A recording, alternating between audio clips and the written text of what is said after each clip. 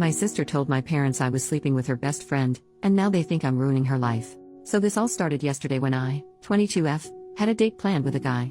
He ended up not showing, so naturally, I texted the group chat about it. My sister is in this particular group chat. I'm guessing my sister Sarah, 26F, told her best friend, Jay, 27M, about it because a few minutes later Jay texted me to ask if I was okay.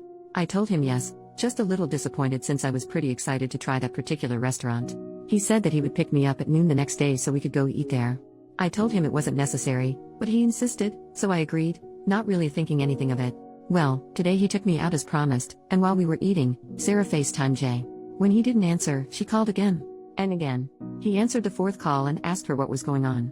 She said that she was just checking up on us and told me to call her later. Later ended up being almost 8 o'clock. Jay and I spent the rest of the day together, hunting down some collectible dolls we both like and trying different dessert spots along the way. On the way back to my apartment, Jay asked me to change the music on his phone. When I opened it, I saw that my sister had called him about 30 times throughout the day and texted him across multiple different apps. Jay put his phone on Do Not Disturb after lunch, so it made sense why he didn't see those notifications. Once he dropped me off, I called my sister and asked her if everything was alright. She said yes and asked if I had forgotten to call her back sooner. I told her that I was out with Jay, so I didn't get the chance and figured it could wait since she didn't call me. She hung up, and a few minutes later, I got a call from my mom. She sounded angry and told me that I should be ashamed of myself. I said sure, but why today? According to my mom, Sarah called her in tears, saying that she had caught Jay and me making love in their apartment. I was so confused. I told my mom that I did not, in fact, make love with Jay and that I didn't even know they lived together. I asked her to give me a minute, and I called Jay, but he didn't answer. So now I am here, lying on my floor wondering what the hell is going on and putting off another conversation with my mom. First update, 5 days later, so I'm not religious or anything like that, but Jesus Christ.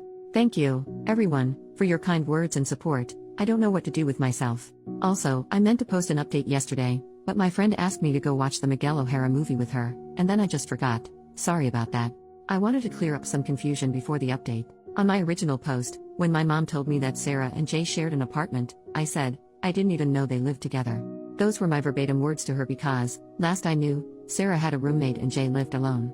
I was right, that's still the case. Sorry I wasn't clear about that. I'm bad at expressing myself sometimes. Another thing was people wondering how Jay found out about my date, or lack thereof. According to him, he was hanging out with a few of his friends, including my sister, and she told him about it in a joking way. Some people also asked why I went out with Jay if I knew my sister liked him. I didn't know. Just because I talk to my sister doesn't mean she talks to me the same way. If I had known, I would have talked to her about it first because I know from past experience that my sister is a jealous person. Anyway, last night was a doozy. Jay called me back and said he was going to stay at a friend's because he would feel safer with company. I asked him if there had ever been anything romantic between him and my sister. He said the only thing was that he kissed her at a New Year's party at midnight because she was feeling left out. Obviously, I can't confirm if that really is the only thing. He also said that he had never even talked about moving in with Sarah, so he doesn't know why she would say they were living together.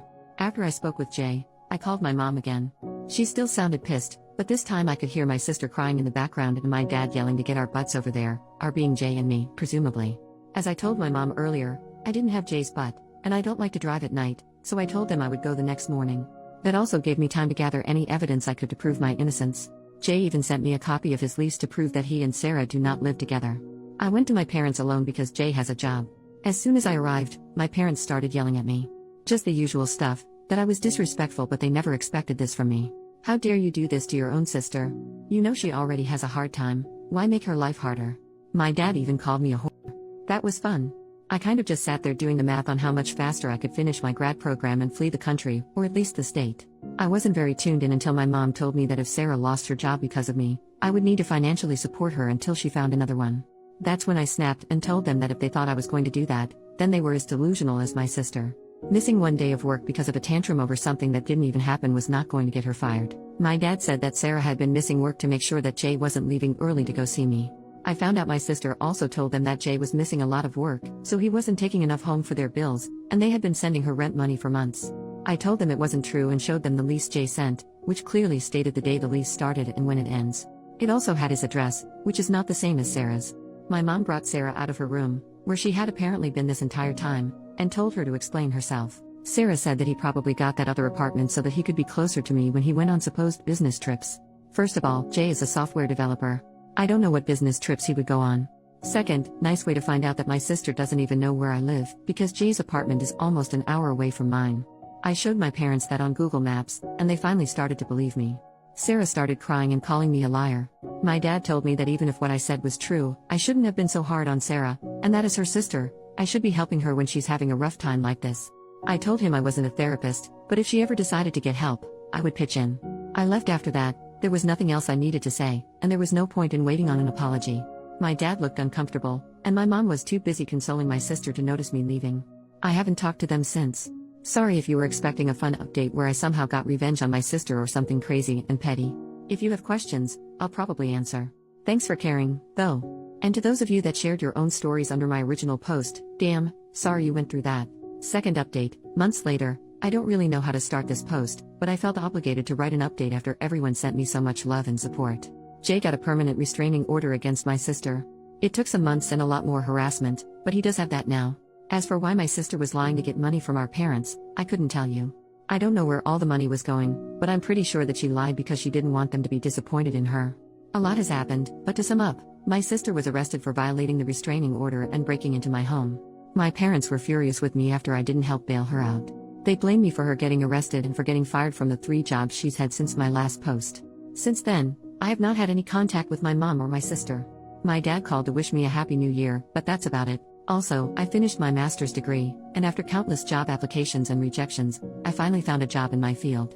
It's far away from where I currently live, which is a major plus. I'm sad to be leaving my friends, but I'm so excited to start this new chapter in my life. I think overall, I am in a much better place mentally than I was when I first wrote my post. I intended to use Reddit as a tool for journaling, but I think that didn't really work for me, so I found different methods to express and reflect on my feelings and situations. I think I'll still use my account, but probably just for trivial things that will hopefully not get very much attention.